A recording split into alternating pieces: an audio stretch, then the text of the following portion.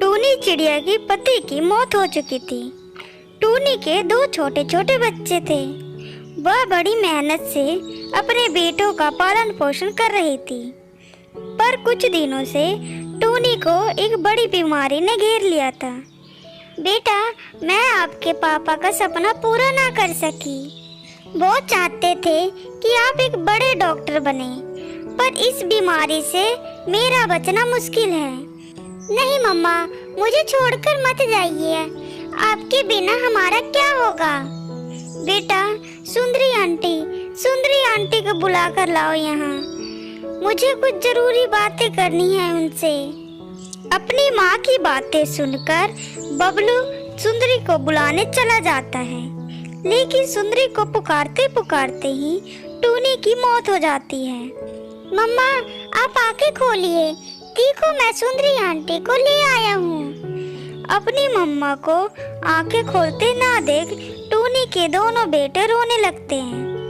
कुकू, बबलू, आप दोनों चुप हो जाइए। अब आपकी मम्मा इस दुनिया से जा चुकी है। बबलू बेटे, टूनी ने मरने से पहले क्या कहा था?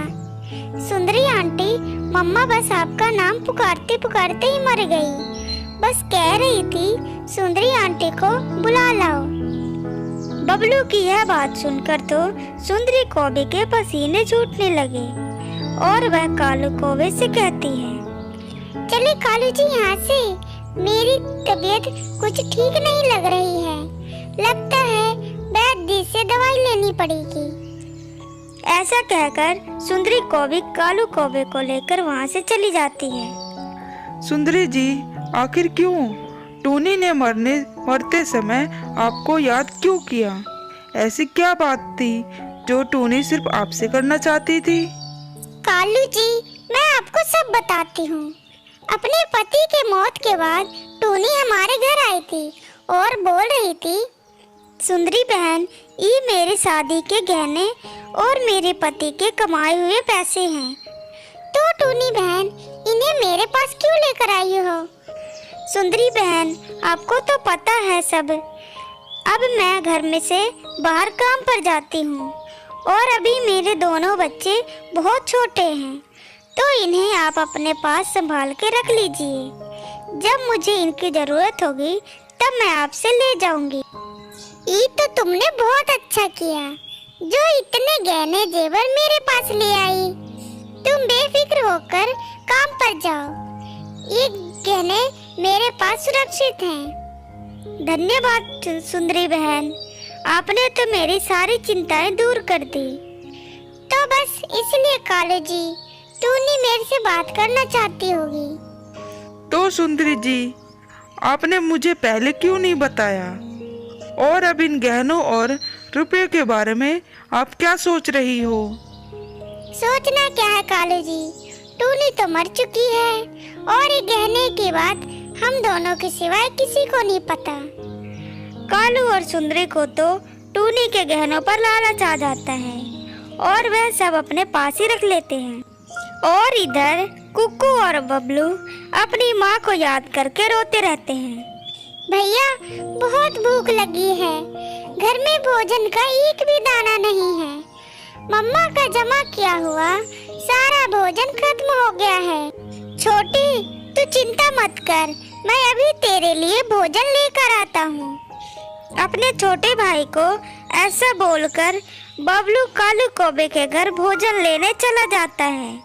बबलू बेटे, आप इतनी रात को हमारे घर क्यों आए हो? कालू अंकल, हमारे घर में भोजन खत्म हो गया है। हम दोनों भाई भूखे हैं, तो आप हमें थोड़ा भोजन दे दीजिए। बबलू बेटे, हमने सारा भोजन खा लिया है। अगर तुम पहले आते तो मैं शायद तुमको थोड़ा भोजन दे देता। कालू कौवे की यह बात सुनकर बबलू वहाँ से खाली हाथ ही चला जाता है। आगे भैया, मुझे आपके बिना बहुत डर लग रहा था और बहुत भूख भी लगी है। और भोजन कहाँ है? छोटे, तू मुझे माफ कर दे, मैं तेरे लिए भोजन नहीं ला सका। कोई बात नहीं भैया, आज हम पानी पीकर ही सो जाते हैं। कल आप दिन में भोजन ले आना। फिर बबलू और कुकू पानी पीकर ही सो जाते हैं और इधर सुंदरी को भी चैन से सो रही थी। तभी उसके सपने में टूनी आ जाती है। सुंदरी बहन, आप मेरे गहने और रुपए मेरे बच्चों को लौटा दीजिए। वो मेरे पति ने बहुत मेहनत से इकट्ठे किए थे ताकि हम बबलू को पढ़ा लिखा कर एक डॉक्टर बना सके। टूनी, तू तो मर चुकी है, तू कैसे वापस आ सकती है?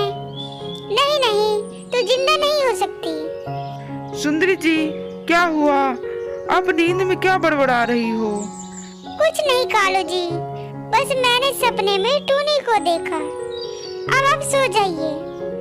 यह बात कहकर सुंदरी भी सो जाती है और अगले सुबह कालू से कहती है, चलो कालू जी, कहीं घूमने चलते हैं। टूनी के पैसों से आराम करते करते तो मेरे पंख कट गए हैं। हाँ सुंदरी जी, चलिए झील वाली नदी के पास चलते हैं।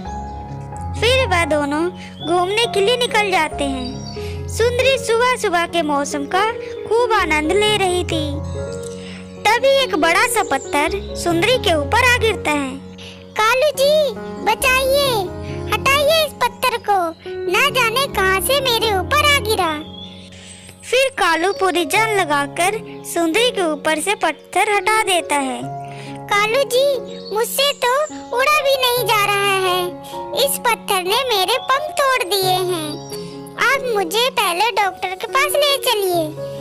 फिर कालू कौवा सुंदरी को डॉक्टर के पास ले जाता है और उसकी पट्टी करवा के घर ले आता है। परंतु जब वह अपने घर को देखते हैं तो हाय हाय कालू जी, हमारा घर तो जल रहा है, ये आग कैसे लगी? मुझे क्या पता सुंदरी, मैं तो आपके ही साथ था। उसका सारा घर जल रहा था, पर जैसे तैसे कालू आग को बुझा देता है और वो घर के अंदर चले जाते हैं। कालू जी, घर का सारा सामान जल गया है, परंतु टूनी के पैसे और गहने तो बिल्कुल सुरक्षित हैं। सुंदरी जी, आप मुझे सच सच बताइए कि कल आपने सपने में क्या देखा?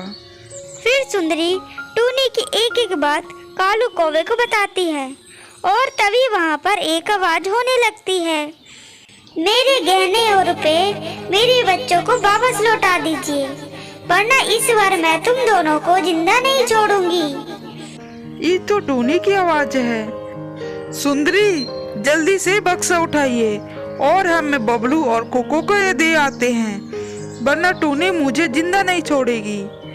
कालू कौवा और सुंदरी कौवी बहुत डर जाते हैं और उस दिन के बाद से दोनों का ख्याल रखने लगते हैं।